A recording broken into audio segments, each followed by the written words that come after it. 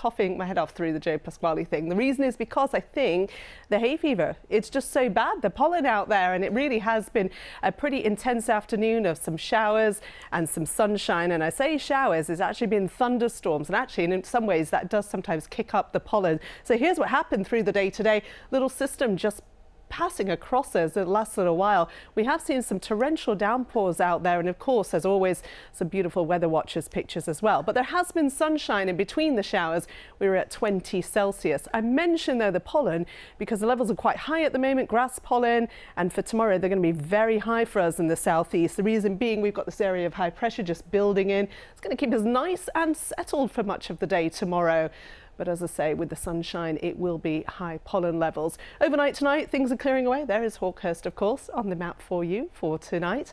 And as we go into tomorrow morning, not a cold start at all, 10 degrees, and at first some lovely, lovely sunshine. Now, we do have a couple of weather fronts trying to push across the UK later tomorrow. For us, mostly just bringing us a bit of cloud, maybe a touch of patch of drizzle later on, and temperatures high teens, maybe even low 20s Celsius. And for Friday as well, also looking nice and settled. A little bit of cloud at first, a hang back of that we'll have tomorrow afternoon, then lots of sunshine and temperatures, and the best of it up to 21 Celsius. Just wanted to show you that after a little bit of cloud, then things are really nice and settled again into the weekend. In fact, Sunday is the Sunday we all hoped for last weekend and didn't quite get.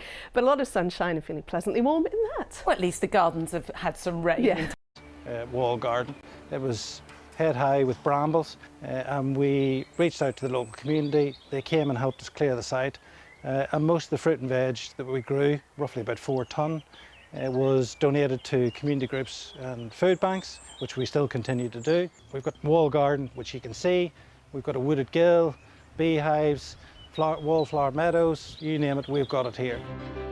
Now that produce is growing well here, attention has turned to the dilapidated Edwardian walls that encircle the garden. Rebuilding them will make this space safer for community group visits. But with 12,000 bricks to put in place, the charity needs materials, money and able volunteers up for the challenge of learning bricklaying from skilled craftsmen. How many more to go to build the whole wall? 4,500. Okay, I've probably done that. And Glenn says he gets back as much as he gives. It does my mental health the world of good to be involved with other people and to help other people. It's something that I've always enjoyed doing.